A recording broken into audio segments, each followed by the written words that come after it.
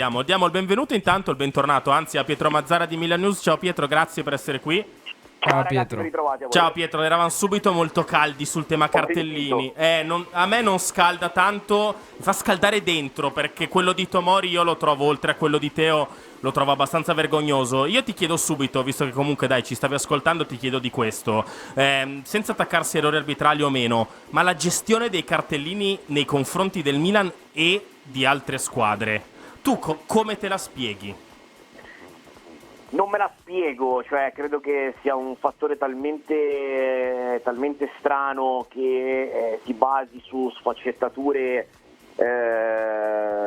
troppo soggettive da parte degli arbitri, però che ci sia una discrepanza di trattamento in determinate situazioni mi sembra abbastanza evidente. Quello di Tomori è una roba che io ho fatto fatica a decriptare sia dalla televisione sia con i colleghi che erano presenti allo stadio. Cioè, ho detto perché? Ma poi che cosa dovrebbe fare? Cioè, qual è il vantaggio di un giocatore di tirare il pallone addosso ai cartelloni pubblicitari? Probabilmente, cioè, la lettura corretta sarebbe stata: l'ha tirato per farlo arrivare più velocemente possibile al portiere e così via. Cioè, poi non è che ha perso il suo tempo, l'ha sparata in curva a Fiesole o ha fatto chissà cosa. No, mi sembra che ci sia una sorta di clima da sceriffi nelle ultime interpretazioni, perché anche la roba di Teo Hernandez a Verona ancora è una peggio. roba, Sì, abbastanza imbarazzante. guarda il lato positivo di Teo Hernandez a Verona.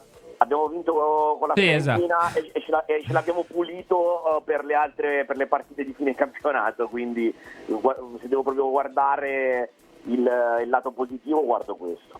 Pietro invece, senza cantar vittoria diciamo troppo presto, perché ha fatto solamente, se vogliamo, il gol a Verona e questa ora buona, abbondante contro la Fiorentina, volevo chiederti una cosa su Chukwueze, nel senso, ha fatto una buonissima partita, però Leao, Tonali, tutti i giocatori che sono arrivati dopo, Benasser, l'anno scorso non è stata fatta questa cosa magari con De Ketelare, quest'anno si è ripetuta ancora una volta con Chukwueze. Cioè, quando impareremo che forse un attimino i giocatori giovani che arrivano dall'estero bisogna un attimo dargli un po' di tempo?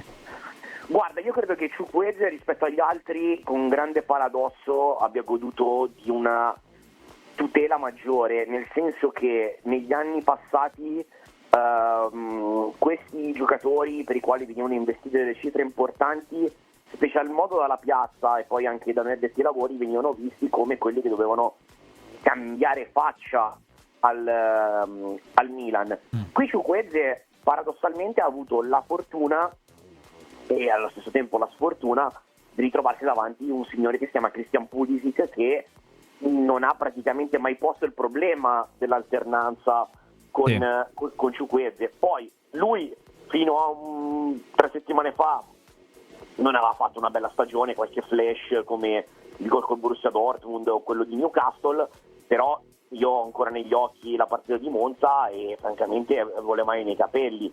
Poi se lui è questo, quello di Verona, e a maggior ragione quello di Firenze della prima ora, che ben venga.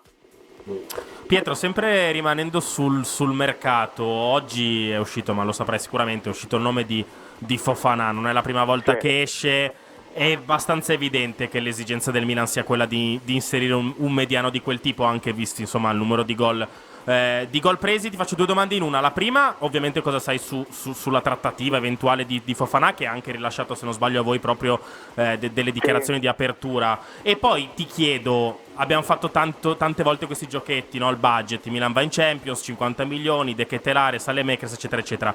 C'è davvero bisogno di cedere un big quest'anno? Allora, partiamo dal secondo punto. Secondo me, più che la necessità barra volontà del club, e bisogna vedere se questi giocatori accettano quello che è. Ragazzi, al Milan il tetto salariale c'è, perché una società che produce 400 milioni di ricavi non può avere un monte stipendi sostenibile ai livelli di Paris Saint-Germain, City, Bayern Monaco e le big d'Europa. Quindi, senza toglierci dall'impasse, se Maignan e Teo Hernandez chiedono tra gli 8 e i 10 milioni di ingaggio, io credo che sia naturale che il Milan gli dica va bene, portate delle offerte perché noi quei soldi non ve li possiamo dare. Non c'è una necessità effettiva, ma c'è una necessità di non perdere i giocatori a zero, che è stata poi la grande, diciamo, fase di analisi e anche di diatriba, di discussione per quanto riguardava Maldini e Massara. Sai, se tu, perché poi sono sempre lì, se li perdi a parametro zero sei un incapace, se li vendi sei uno senza ambizione. La realtà dei fatti è che il coltello dalla parte del manico ce l'hanno sempre i giocatori, con queste regole, con questo sistema. Per quanto concerne Fofana, sinceramente so che è uno dei profili che era stato preso in considerazione dal Milan, ma non mi stupirei se fossero, diciamo, come per il conclave, no? I primi nomi dei candidati probabili che vengono fatti fuori per poi arrivare a quelli che saranno gli obiettivi reali. Sai, il mercato del Milan di quest'estate io non mi aspetto cose enormi come lo scorso anno, 3-4 movimenti più in base a quello che succederà con Maignan e Teo Hernandez. Pietro, la prossima domanda è su Pioli, ma te la metto un pochino a battuta / provocazione.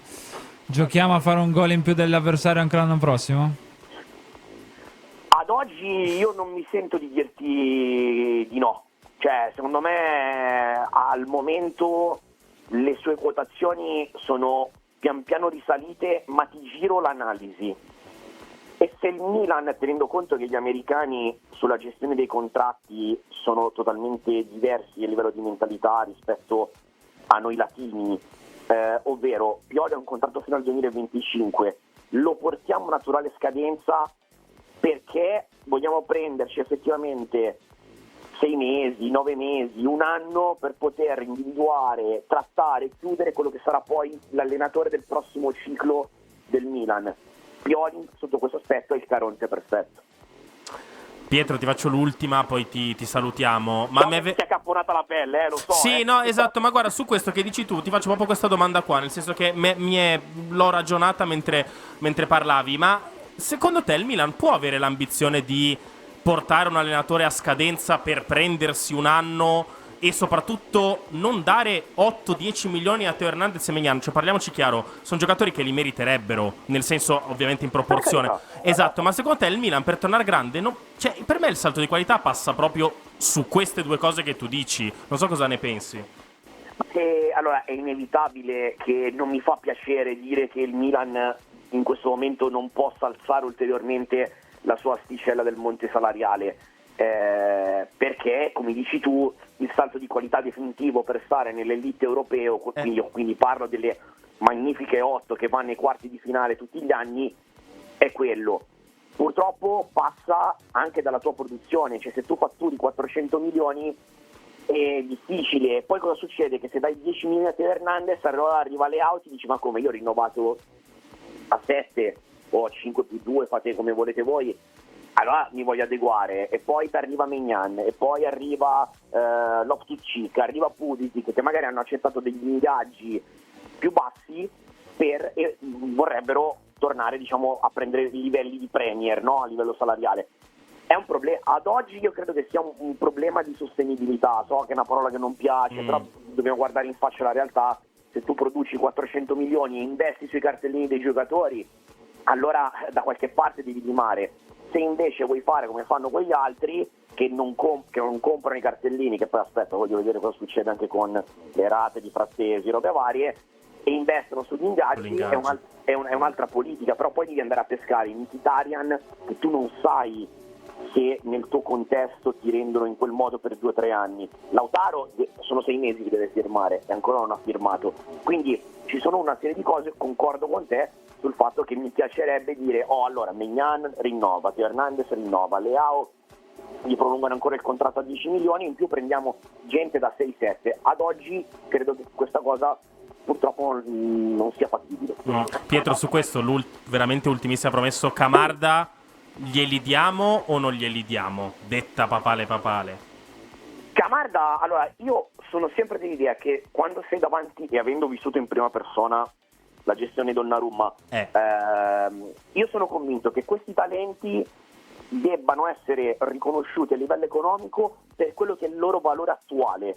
tu non puoi dare, a mio modo di vedere, 1, 2, 3, 5, 10 milioni, adesso sto sparando cifre a caso, per dei ragazzi che effettivamente ti sei cresciuto tu e che in Serie A non hanno dimostrato niente, perché Camarda ha fatto l'esordio ma non è minimamente pronto per giocare in Serie A, lo sa lui, lo sa il suo entourage, lo sa il Milan.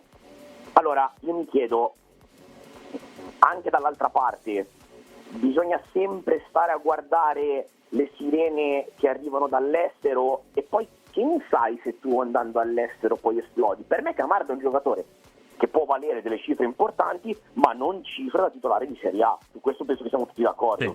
Sì. Pietro, grazie mille, è stato, ti abbiamo asciugato di Ciao, domande. buona giornata Grazie. Pietro, Grazie. buon lavoro. No, mi mancava una risposta da darvi sul discorso dell'allenatore top. Secondo me quello può essere lo step per passare alla fase successiva.